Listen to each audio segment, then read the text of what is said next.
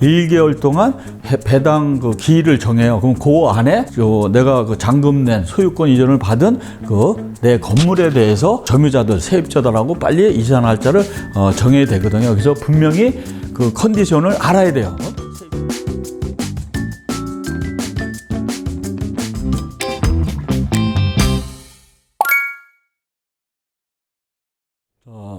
이 시간에는 이제 주택 임대차 보호법과 상가 건물 임대차 보호법에 대해서 여러분들과 함께 학습하도록 하겠습니다. 자, 주택 임대차 보호법, 상가 건물 임대차 보호법에 대해서 말씀을 드리면은 일단 그 주택 임대차 보호법은 민법에 대해서 이제 이렇게 특별법으로 정한 겁니다. 특례를 규정한 법률이다. 민법에 우선화되는 거죠. 우선. 그래서 그 특수한 그 소액 아까 임차인도 여러분들이 혜택 받는 것도 이제 배웠지만은 그게 다 여기에 주거가 됐든 상가가 됐든 거기에 대해서 이렇게 규정한 법률이거든요.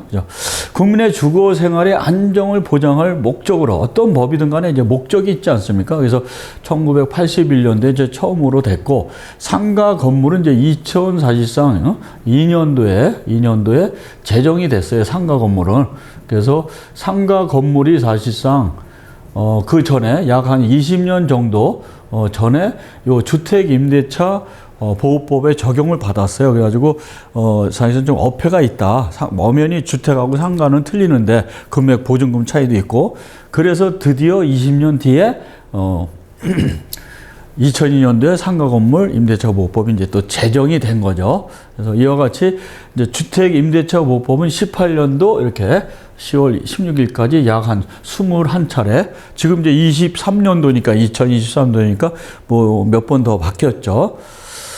이렇게 많은 수차례 거쳐서 이제 처음에 제정이 됐다가 수차례 수정보완해서 이제 개정을 시켰죠. 자, 주거 건물의 임대차에 관해서 민법의 특례를 정한 거다. 그 목적이 이거잖아요. 주거 생활의 안전을 보장함이 목적이다. 기본적으로 우리가 이 주택임대차보호법에서 어떻게 또 규정하고 있나는 또 알 필요가 있어요. 자, 주택의 전부나 일부의 임대차에 관해서 적용한다. 주택의 유니트가 이제 방이 아파트가 32평이 3개가 있다. 그 중에 극히 완룸만 해서 이렇게 방 한 칸을 전세를 넣든 반전세를 넣든 그렇게 주택 대학가 보면 이제 그렇게 많이 넣잖아요. 그래서 2개를 또 이렇게 일부를 새로 넣다든가 아니면 전체 방 3개를 전부를 다 넣는 게 거의 또 대다수잖아요. 그래서 이렇게 전부나 일부에 대해서 이렇게 적용을 한다. 그래서 임차의 목적은 순수하게 주거용으로만 사용되는 것이 아니고 주택의 일부가 주거의 목적으로 사용되는 경우도 이제 적용이 된다라는 얘기죠. 만약에 상가의 건물에 임대인의 어떤 동의를 받아가지고 주택으로 개조해서 쓸 경우도 사실상 주택으로 인정을 하는 거죠. 자, 주택 기간은 우리가 2년으로 많이 생각을 하죠. 그렇지만은 임차인이 1년으로 정해서 임대인하고 계약이 합의가 되면 1년으로 또 간주해요. 그런데 만약에 살다가 또 좀 더 살겠다면 임차인 입장에서 2년으로 또 주장을 할 수가 있죠. 그래서 사실 주택임대차나 상가 건물은 서민이나 영세 상인을 사실 이렇게 보호하는 차원에서 이렇게 적용된 거 아니에요. 그래서 민법에서 우선한 그 특별법으로 이제 정한 거다. 자, 임대 기간이 끝난 경우에도 임차인이 보증금을 반환받을 때까지는 임대차 관계가 존속되는 것으로 본다. 요거는 이제 대항력이 있는 임차인에 이제 한해서죠. 자, 임차권 등기 명령. 요 제도는 이제 뭐냐면 주택 임대차 기간이 완료가 됐고 만료가 됐음에도 불구하고 변제기라 그러죠. 임대인이 어떤 사유로 인해서 보증금을 내서 2억에 들어가 있는데 보증금을 반환치 않는다. 그럴 경우에 이러지도 저러지도 못하잖아요. 그래서 만약에 임대 기간이 이미 끝났음에도 불구하고 반환을 안 할 경우에는 전출을 하면은 그간에 전입된 날짜가 소멸이 되니까 그 안에 어떤 근저당이 설정된다든가 타 권리가 거기에 또 날짜가 우선해서 들어오면은 또 순위에 밀리니까 전출을 못 한단 말이에요. 그래서 울산에 예를 들어서 직장이 이렇게 명령이 돼가지고 그걸로 이사를 가야 되는데 임대 기간이 만료됐음에도 불구하고 이 집주인이 임대인이 돌려줄 생각을 안 하는 거예요. 그럴 경우에는 이렇게 임차권 등기 명령 제도가 생겨가지고 내가 본인의 임대인의 어떤 동의 필요 없이 법원에 가서 임대차 계약서 갖고서 사실상 이렇게 신청을 하게 되면은 이렇게 주택 임차인을 보호하는 입장에서 임차권 등기 명령에 있어서 임차권이라는 권리가, 그러니까 등기부 등본에 이제 기재가 된다는 거죠. 여러분들 이제 전세권 설정된 거하고 비교가 되는 부분인데, 그거는 이제 차후에 이제 물건 가서 또 배우기로 하고, 자, 임차권이라는 것은 그렇게 내가 그 계약서만 임차인이 갖고 있을 경우는 그냥 계약서만 소지하고 있는 것 뿐이에요.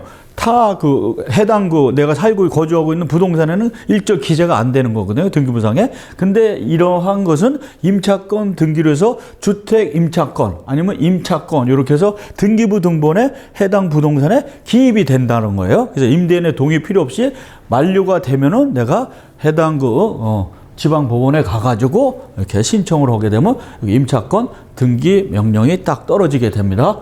그래서 임차권 등기 명령은 이렇게 등기부 등본에 이렇게 기재가 돼요. 그래서 여러분들 이제 해당 부동산 관심 있는 경매 물건에 대해서 쭉 보게 되면은 등기부 등본을 쭉 보게 되면 전세권 설정도 돼 있는 것도 있지만 이렇게 임차권이라고 아니면 주택 임차권이라고 등기가 딱 돼 있어요. 그래서 이러한 내용으로 해가지고 등기가 된다. 그래서 이것은 뭐 보호를 하는 제도죠.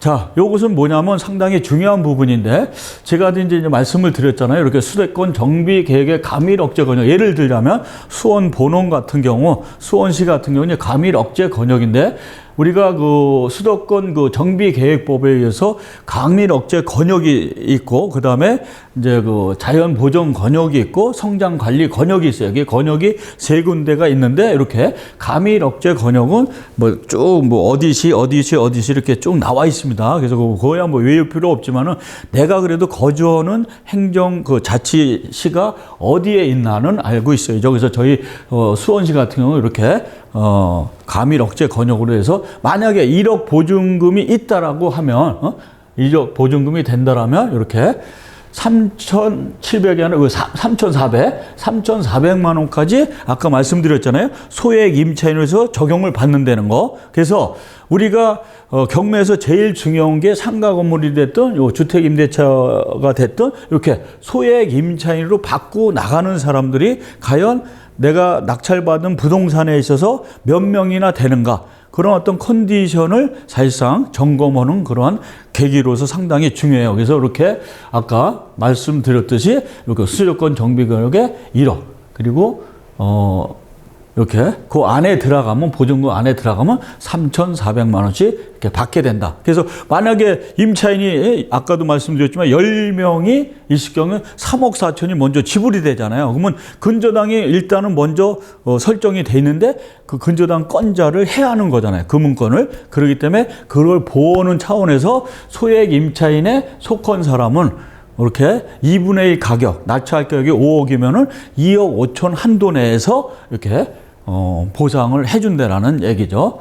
주택임대차 보호법이 됐든 상가건물 임대차 보호법이 됐든 경매에 의하면 무조건 임차권이 소멸이 돼요. 그래서 분명히 주택임대차 보호법 3조 5항에 보면 임차권은 임차된 그 기간을 말씀을 드리는 거죠. 그래서 민사집행법에 경매가 행해지잖아요. 그러면은 사실상 요 경락이 되면 소멸이 된다 그래요. 그래서 상가는 이제 여기에 매각이 되면, 상가는 매각이 되면 또 소멸이 된다라고 이제 표시가 되어 있습니다. 그래서 경락이 되든 매각이 되든 요 경매에 의해서 낙찰이 된다라는 얘기죠. 이렇게 낙찰이 되면은 현재 잔여 기간의 어떤 임대 기간은 다 소멸이 된다는 거예요. 그러니까 임차권이 소멸이 된다. 그래서 어떤 분은 내가 살고 있는데 경매가 진행되면서 아직 뭐 5개월이 남았다, 1년이 남았다 그렇게 주장하시는 또 임차인이 있어요. 그거는 잘못 생각하시는 거예요. 이렇게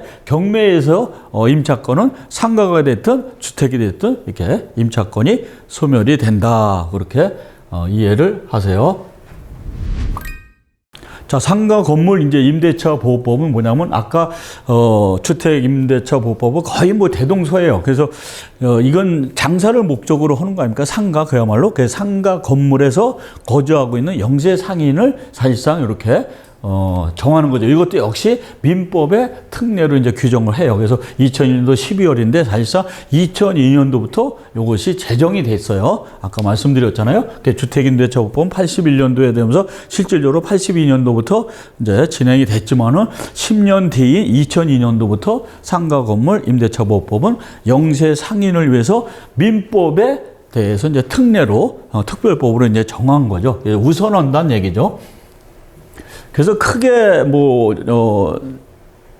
차이는 많지는 않아요. 그래서 거의 비슷한데 좀 틀린 것은 아무래도 보증금이 틀리잖아요. 보증금이. 그래서 상가 건물은 보통 다 전세 보증금이 있고 월세가 있잖아요. 그래서 월세로 해서 이렇게 세를 받아먹는 게 목적이고 주택은 사실상 반전세는 드물고 거의 전세 개념이 또 많고 그래서 이 보증금이 많아요. 그래서 이 상가 건물은 환산 보증금이라고 있어가지고 상당히 그거를 많이 환산하죠. 그러니까 환산 보증금은 보증금에다가 플러스 월세 곱하기 100이죠. 이렇게. 그러면 만약에 보증금이 2억이다. 근데 월세가 해서 300이다. 300만 원이다. 그러면은 요거는 환산 보증금이 어떻게 되냐면 2억에다가 플러스 300만 원 곱하기 100을 하면 요게 이제 3억이지 않습니까? 그래서 3억에다가 2억을 플러스하면 사실상 환산 보증금은 5억이라고 이제 얘기를 하는 겁니다. 그래서 이렇게 서울은 9억이고 이제 이렇게 수도권 정비개혁 가밀억제 권역은 이제 6억 9천이다. 그래서 아까 이제 말씀을 드렸잖아요. 상가 건물은 이렇게 보증금이 한도가 있어요. 여기를 넘어서면은 상가 건물의 주택 임대차 보호법, 상가 건물의 임대차 보호법에 적용을 못 받는다는 거예요. 그럼 민법에 적용을 받는 거죠. 그래서 이렇게 보증금을 환산 보증금이 됐을 경우에 넘어가면 안 된다라는 거예요. 그래서 주택 임대차 보호법은 보증금에 제한이 없지만 이렇게 상가 건물은 제한이 있다라는 거예요. 그 차이가 있습니다. 자, 요거, 주택은 이제 2년으로 많이 간주하죠. 그래서 상가 같은 경우는 이제 1년으로 많이 하고. 근데 요새는 이렇게, 10년으로 해가지고 이제 임대차 기간을 많이, 이렇게 보장을 많이 해주죠. 그래서 권리금이죠. 바닥 피라고 하는데, 프리미엄이죠. 권리금 제도 이제 생겼고. 그래서 이렇게 상가 건물도 역시 이렇게, 목적이 있습니다. 임대차 기간은 1년이지만 실질적으로 10년을, 보장을 받을 수가 있는 거죠. 자, 계약 갱신 요건은 여기 10개월에서 이제 1개월까지 사이인데 이게 10년을 초과하지 않는 범위 내에서 이제 말씀을 드리는 거죠. 그래서 만약 10년이라는 것은 이렇게 만약에 3년을 이렇게 진행하고 있다가 여기서 다시 출발을 하게 되면 여기서부터 10년이 아니고 나머지 잔여 기간이 이제 7년밖에 주장을 못 하는 거예요. 그래서 이 학계가 10년을 말씀을 드린 거예요. 이렇게 10년을 초과하지 않는 한도 내에서. 그래서 18년도 10월 20일 이후에 이제 실행이 됐죠. 그전에 이제 5년이었어요. 5년이었는데 10년으로 이제 확장이 된 거예요. 만약에 이렇게 18년도 전에는 5년인데 18년 후부터 이제 10년이기 때문에 그건 또 계산을 하면 되겠고요. 자, 대항력은 이제 아까 주택 같은 경우도 이제 등기가 없이 이제 할 경우도 이제 미등기. 그래서 이 사업자 등록을 신청한 때 어떻게 돼요? 그 다음 날부터 대항력이 이제 생각되는데 대항력이 생기는 게 아니라 대항력 요건을 이제 갖추게 된다라고 했어요. 그래서 이렇게 사업자 등록은 이렇게 부가가치세법하고 소득세법하고 법인세법 몇 조에 의해서 이제 그 다음 날부터 제3자에 대해서 효력이 발생이 된다. 이렇게 말씀을 드릴 수가 있습니다. 자, 상가 건물 임대차 보호법은 이제 10년을 보장한다. 그 역시 여기도 경매에 의해서 임차권이 이제 소멸이 돼요. 이것도 상가 건물이 여기서 7년이 남았는데 경매가 진행된, 나머지 잔여 기간이 그만큼 남는데 내가 나가지 않아도 되지 않습니까? 역시 이거는 매각이 되는 거예요. 어떤 거 경매에 의해서 소멸이 분명히 된다 그랬어요. 그래서 경매에 의한 임차권이 반드시 소멸이 되는 게 이렇게 매각으로 의해서 소멸이 되는 거고 주택임대차보호법 이제 경락에 의해서 소멸이 되는 거죠. 그래서 사실 낙찰이 됨으로써 사실상 모든 게 기간이 게임 끝난다. 그렇게 이제 이해를 하시면 되겠습니다.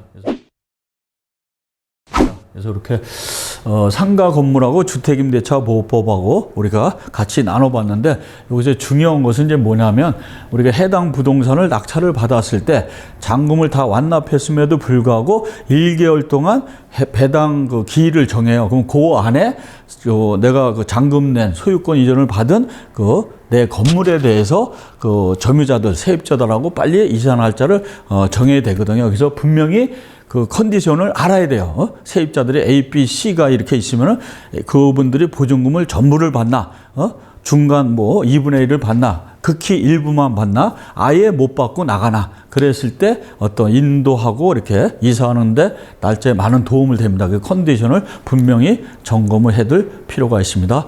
자, 김 박사의 초 구독과 좋아요 꼭 부탁드리겠습니다. 감사합니다.